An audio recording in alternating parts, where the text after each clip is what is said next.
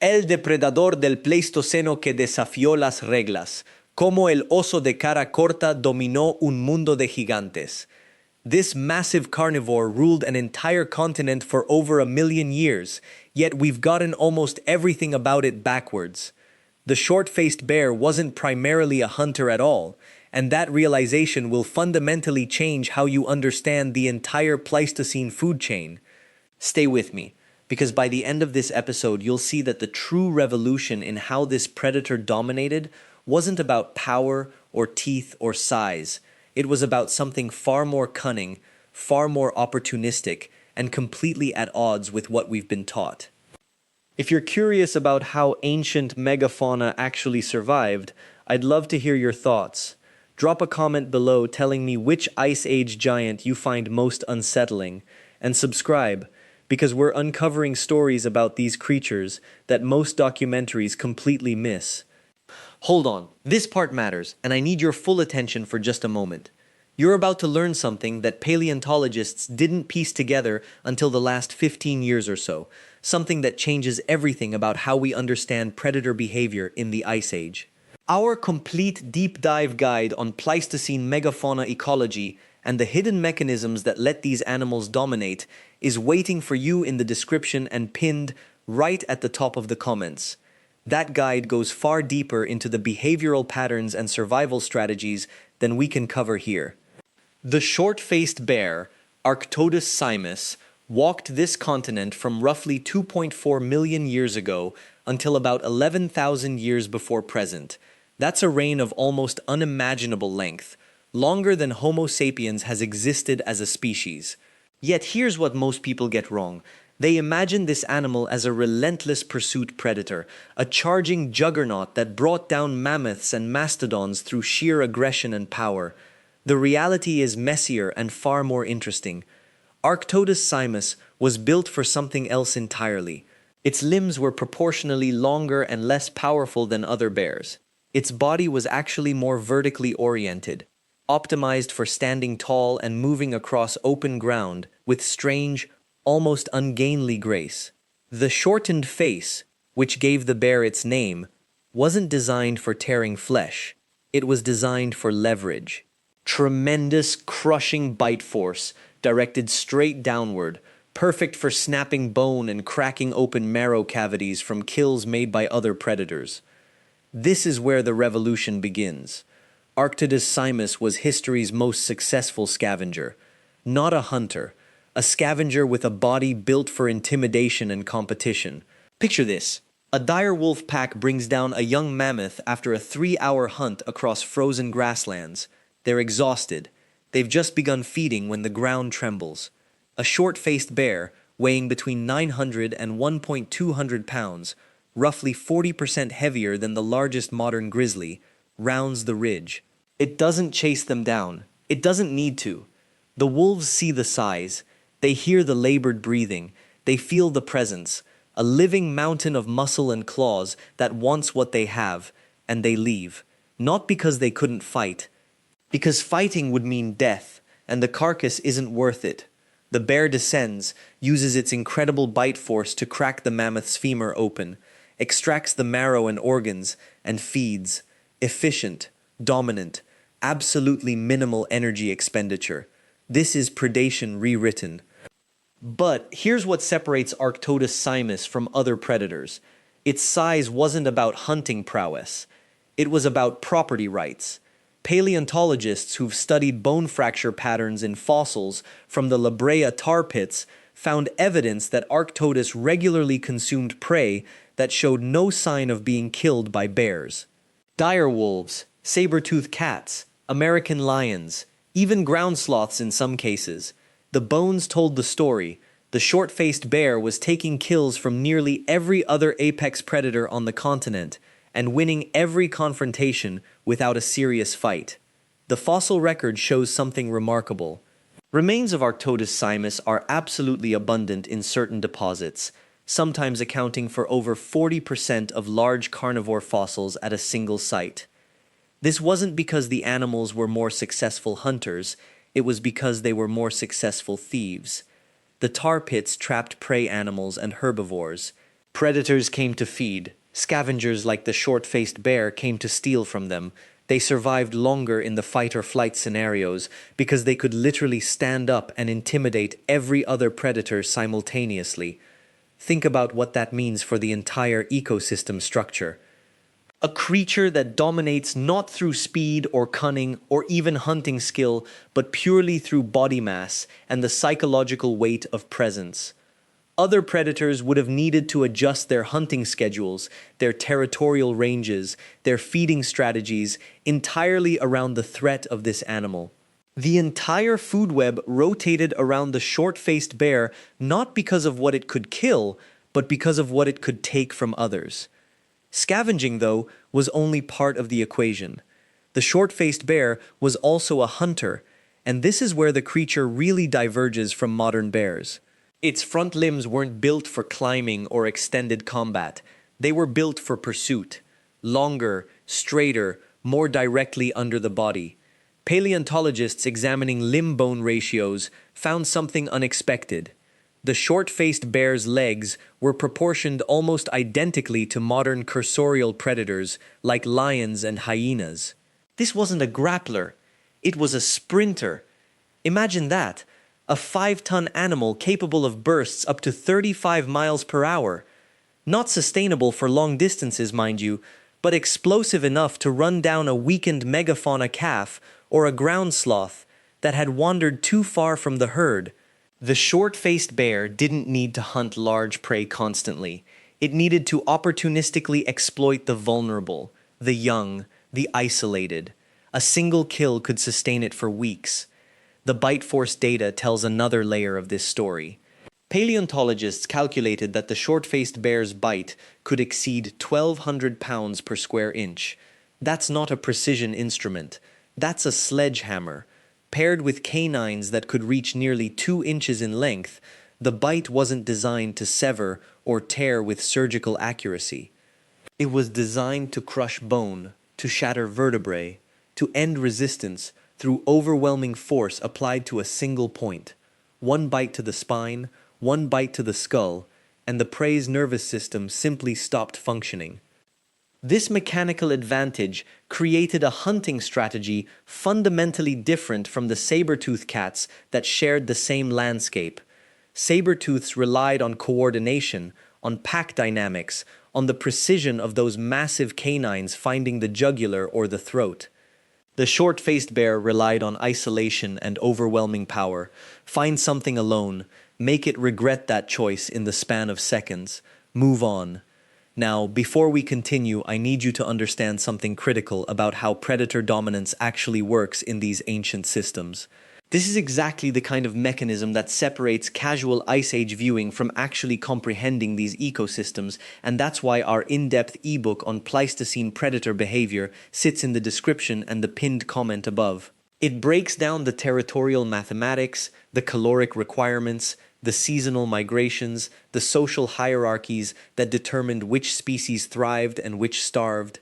It's not a free resource, but it answers the exact questions that pop up once you realize these weren't just animals living randomly alongside each other. They were part of an interlocking system where every species' position mattered. Territory was oxygen for the short-faced bear.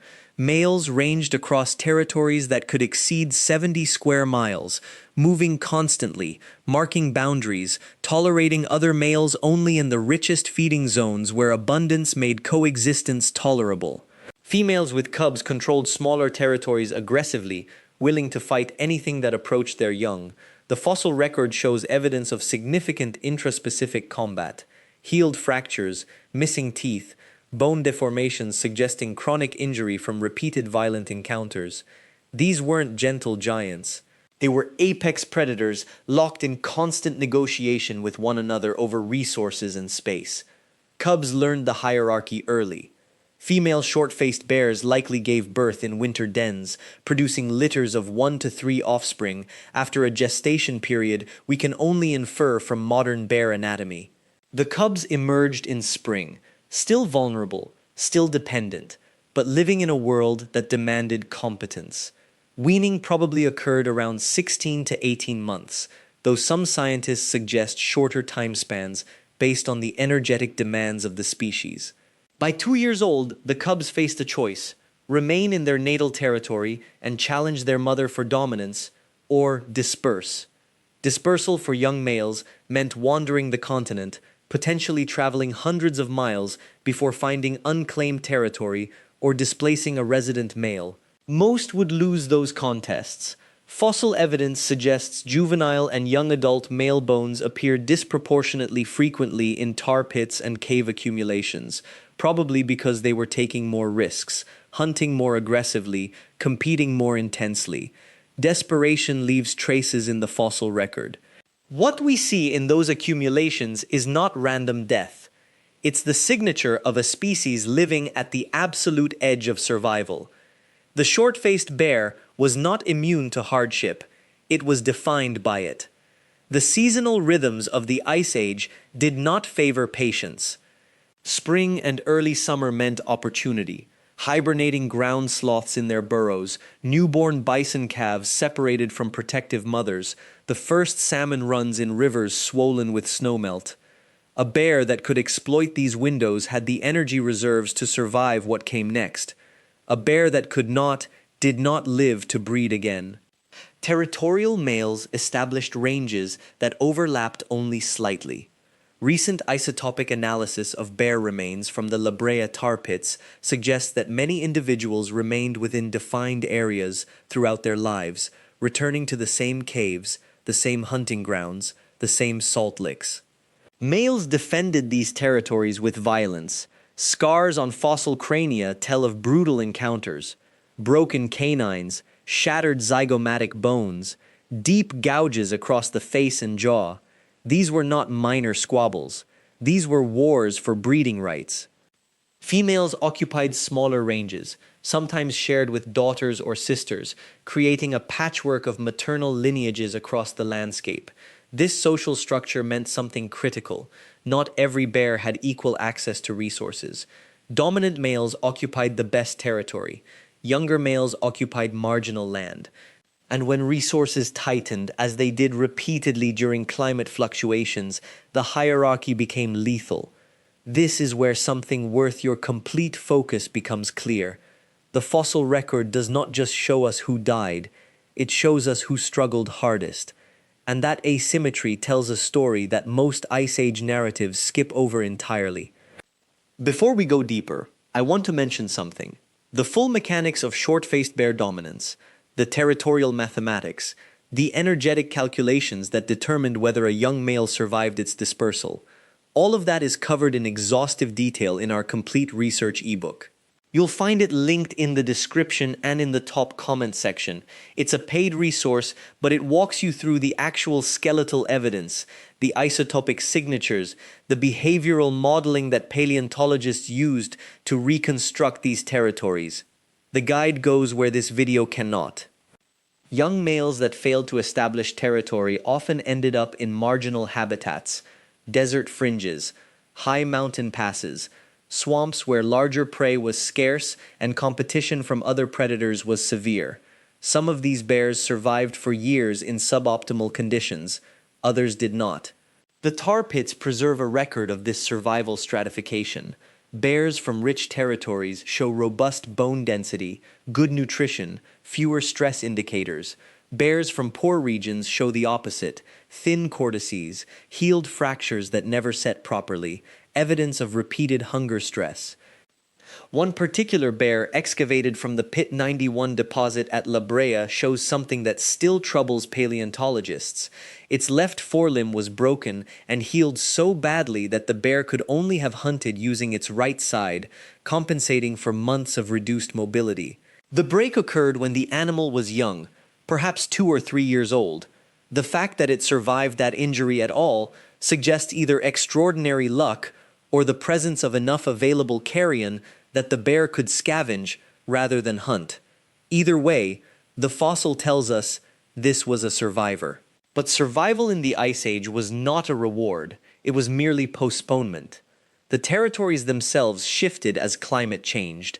Wet years expanded grassland habitat and brought megafauna northward, creating seasons of abundance.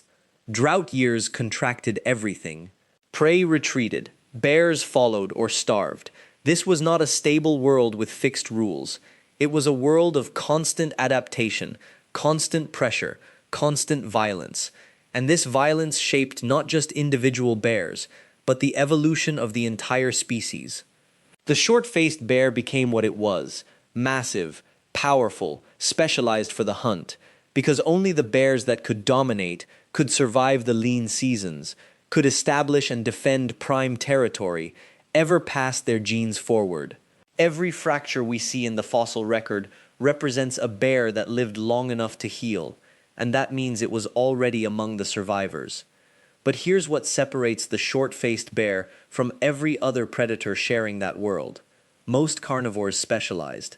The dire wolf hunted in packs and relied on numbers. Saber-tooth cats evolved precision killing tools, those massive canines, and ambush tactics. Ground sloths, despite their size, remained primarily herbivorous, using their strength for defense and feeding, not pursuit. The short-faced bear did something different. It combined raw power with opportunistic intelligence. It hunted when it could. It scavenged when it had to. It stole kills from other predators when the moment presented itself. Flexibility became its weapon. We know this from the fossil record in ways that still surprise me. The short-faced bear's bone chemistry, specifically the isotope ratios in its skeleton, tells us what it actually ate. That analysis doesn't lie. Meat made up a larger portion of its diet than any other bear species before or since. But it wasn't a pure carnivore, not like a lion. It ate fruit. It ate nuts. It ate vegetation when meat was scarce. The isotopic signature shows a predator that moved fluidly between hunting and foraging, taking advantage of whatever the landscape offered in each season. That adaptability meant something crucial: population density. Short-faced bears were never as numerous as dire wolves. Packs required numbers to hunt successfully, so wolf populations could be denser. But short-faced bears didn't need density. A single bear, operating alone, could dominate a territory the size of several small states. One large male could claim all the prime hunting grounds, all the seasonal fruit sources, all the carrion corridors. That territorial system meant fewer bears total, but the bears that existed were more powerful, more dangerous, and far less replaceable than members of a pack. Now, I need you to focus on this part, because it changes how we understand the entire short-faced bear phenomenon. The skeletal evidence shows repeated injuries in ways that other predators rarely show: broken ribs, healed fractures in the spine, damaged shoulder joints, teeth broken off at the root. These aren't the injuries you see in an animal that hunts defenseless prey. These are the injuries of an animal that fights, that competes, that regularly engages in violent confrontation with other large predators over resources. This is where the fossil evidence becomes almost violently clear. When paleontologists excavated the La Brea tar pits in California, they found something unusual in the distribution of injuries. Short-faced bears appeared there in higher numbers than would be expected.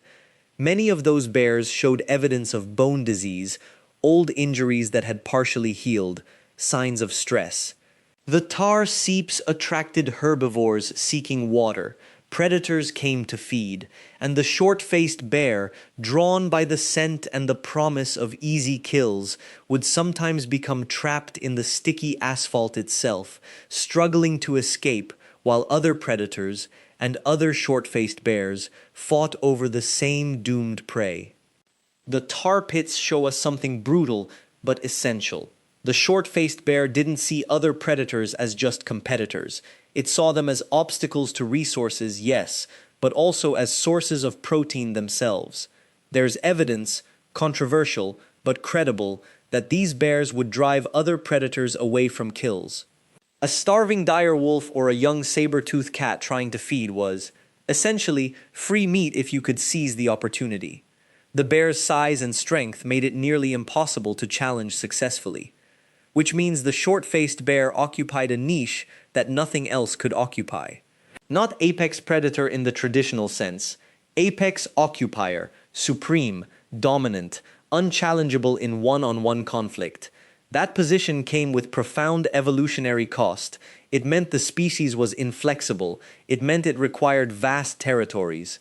It meant that when conditions changed, when the climate shifted and prey populations collapsed, the short-faced bear had fewer options than smaller, more generalist predators. But that's getting ahead of where we are. For now, understand this.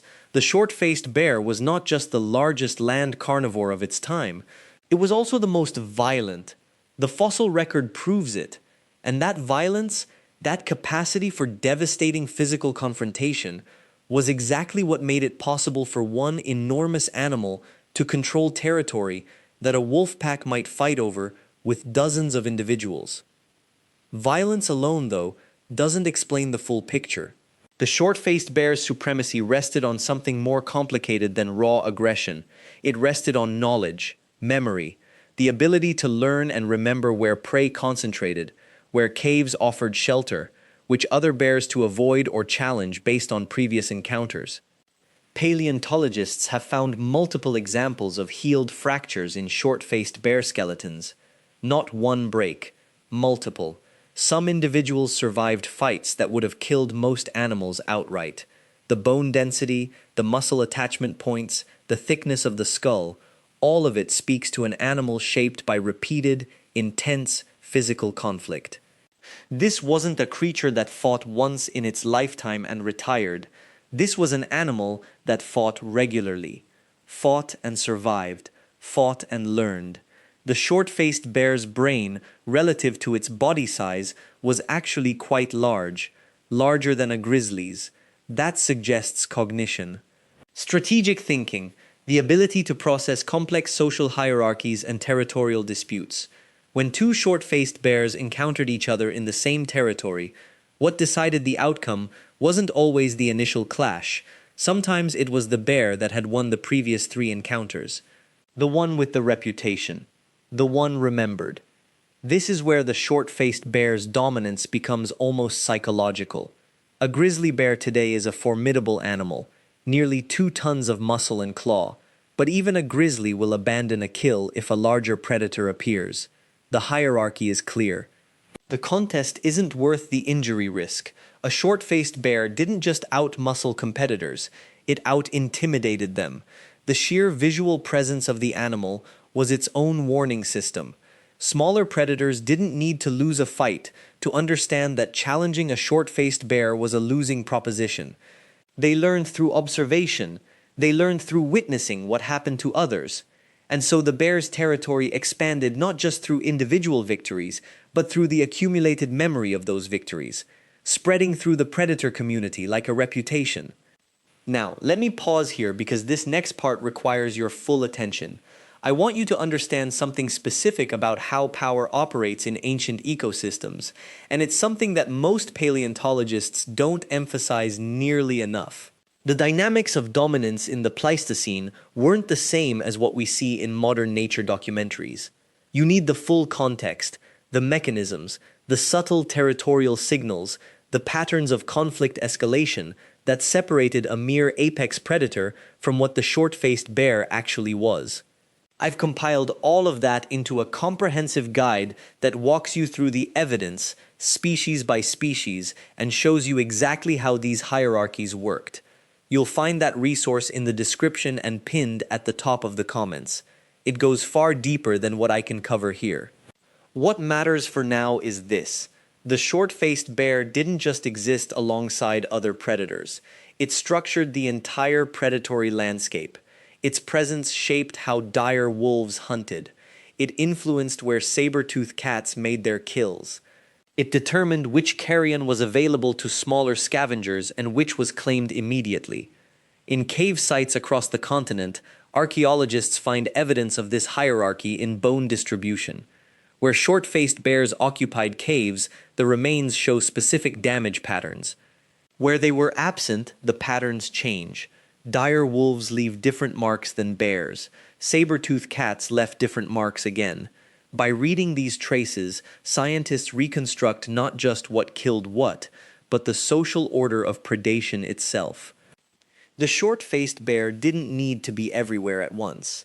Its reputation preceded it, and in an animal's world, where physical confrontation often decides access to resources, a reputation for being unconquerable is worth more than actual dominance in every single conflict. This is where we start to understand why the short-faced bear ruled so absolutely, not through constant warfare, but through the constant awareness of its potential. This is the secret I promised you at the beginning. The short-faced bear did not dominate its world because it was the strongest in every single fight. It dominated because every other predator on that continent learned, generation after generation, that challenging it was not worth the cost. A dire wolf pack might take down a young mammoth. A saber-tooth cat might claim a fresh elk kill. But the short-faced bear took what it wanted, when it wanted it, because no other carnivore had the size, the speed, or the will to resist it. And more importantly, no other carnivore needed to learn that lesson twice. The bear's power was not just physical, it was psychological. It was learned. It was encoded into the behavior of every predator species that shared its landscape. Over thousands of years, natural selection favored the dire wolves and saber-teeth that avoided the short-faced bear. The ones that fought back rarely passed on their genes. The population adapted to a new rule: respect the giant, yield to it, let it take the kills it wants. Survival meant accepting that the top of the pyramid had changed. What makes this revelation so significant is what it tells us about evolution itself. We often picture the food chain as static, apex predators at the top, locked in that position by their teeth and claws. But the short-faced bear shows us something subtler. The apex position is not held by force alone. It is held by reputation, by learned behavior, by the cumulative memory of countless encounters. A young dire wolf does not need to fight a short-faced bear to understand its place. It inherits that knowledge from its mother, from its pack, from the smell and sound and mere existence of that enormous competitor. The bear dominated not by being everywhere, but by being unmistakable wherever it appeared. It dominated by making its competitors' choices simple: find another kill or lose yours, possibly your life. For 100,000 years, that equation remained true, and for 100,000 years, the short-faced bear was king. The irony is that this reputation, this absolute dominance, could not save it from what was coming. When the ice sheets retreated and the climate shifted toward the modern conditions we know today, the short-faced bear's world changed faster than evolution could adapt. The mammoth herds that once stretched across the plains dwindled to nothing. The prey base collapsed. The bear's size, once an advantage, became a liability. An enormous predator needs enormous amounts of food. When that food vanished, the short-faced bear had no plan B. Its supremacy had been built on a very specific world, and that world was ending. By 10,000 years ago, the short-faced bear was extinct. Its reign had lasted roughly 100,000 years. That is longer than modern humans have existed on this continent, longer than agriculture, longer than civilization, and yet it left almost nothing behind except bones in tar pits and caves, and the knowledge that for an incomprehensibly long stretch of time, North America belonged to something we can barely imagine. The final takeaway is this: dominance in nature is never permanent. The short-faced bear shows us that even at the height of absolute power, extinction waits in the margins. Its empire was real, its control was total, and its end was inevitable. This week, challenge yourself to think about what you know for certain about your own world, the systems you trust, the hierarchies you accept as permanent. None of them are. Evolution, climate, economics, power itself, all of it shifts. The short-faced bear knew only one world. When that world ended, so did it. Thank you for spending this time exploring the dominance and extinction of one of the most powerful predators that ever walked this continent. If you're fascinated by these lost worlds, subscribe to the channel so you never miss a new dive into the Pleistocene. Like this video, activate your notifications, and let me know in the comments which Ice Age predator you think could have challenged the short-faced bear. I read every single one.